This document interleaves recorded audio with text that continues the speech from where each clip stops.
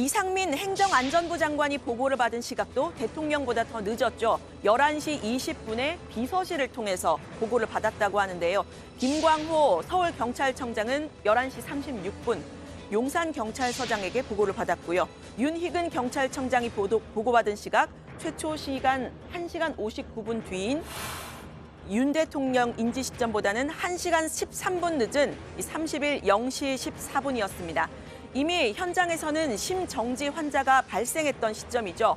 통상 보고는 아래에서 위로 가는 건데 이번에 보고받은 시점 방향이 완전히 반대였습니다. 늦은 경찰 보고의 파장일까요? 참사 초기의 골든타임 4분을 놓친 건 구급차가 들어올 수 있는 교통 통제가 안 된 것도 하나의 원인이라는 지적 나온 바가 있습니다.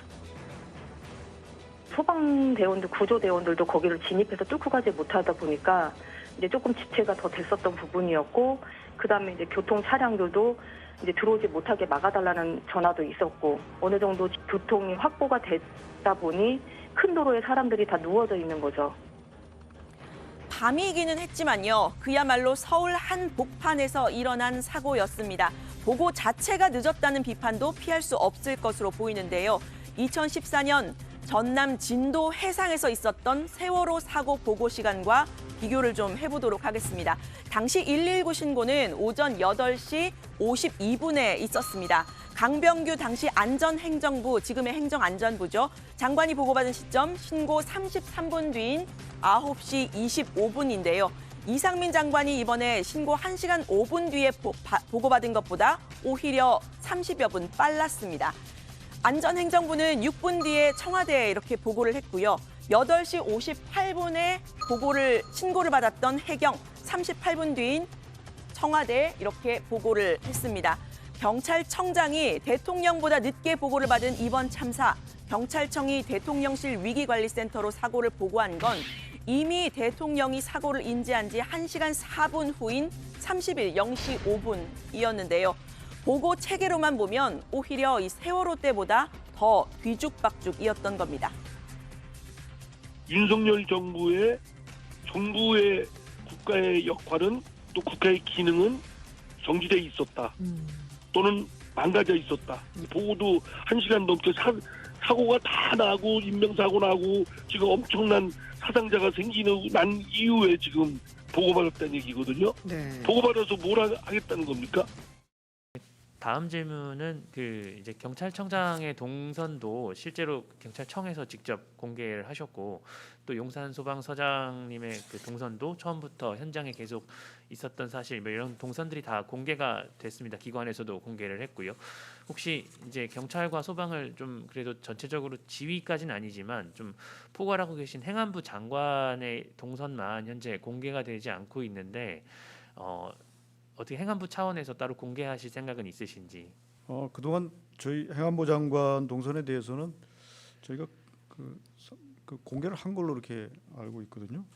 시간대별 보고받고 하신 것들에 대한 것들은 해주셨는데 네. 뭐 동선의 실시간 동선에 대해서는 따로 공개해주시지 않으셨던 것 같은데요.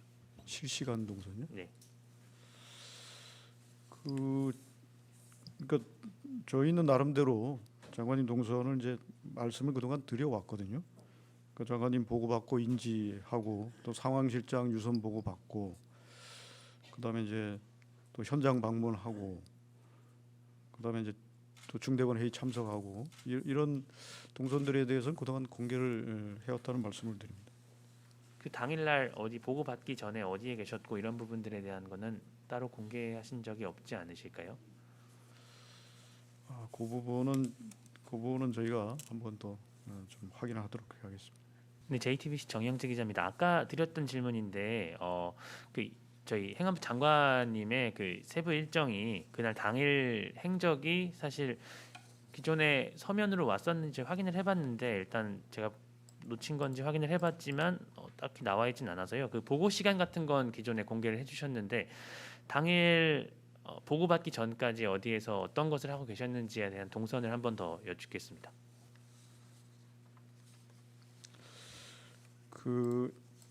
일단 그날 그 사고 인지 전에는 당일 오전에 잘 아시는 것처럼 괴산에 이제 그 지진이 있었습니다. 그래서 그 괴산 지진에 따라서 그 상황 판단 회의에 참석을 했고요. 그리고 이제 자택에서 대기하다가 저녁 6시 경에 집 앞에서 식사 후에 사고에 대해서 11시 20분에 보고를 받을 때까지 이제 자택에 머무른 것으로 그렇게 이제 확인을 했고요. 그리고 이제 사고 인지 후에는 제가 이제 답변을 드린 것처럼 또 서면 답변으로도 이제 나간 바가 있습니다. 그래서 그렇게 참조를 해주시면 좋을 것 같습니다. 그러면 세종에 있는 자택으로 보면 되는 걸까요? 이건 이제 그 서울에 있는 자택에서 서울에 있는 자택에 네. 계속 오후 시간대는 보내셨다고 보면 될까요?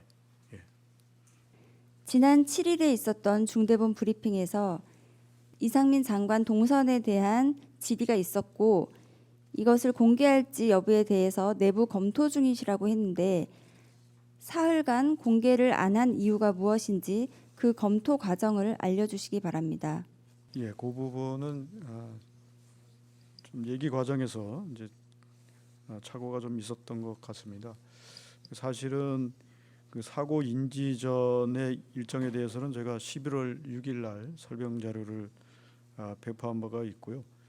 그리고 사고 인지 후의 일정에 대해서는 제가 11월 2일 날 설명 자료를 배포한 바 있습니다. 그래서 이런 부분들을 참고를 해주시면 좋을 것 같습니다.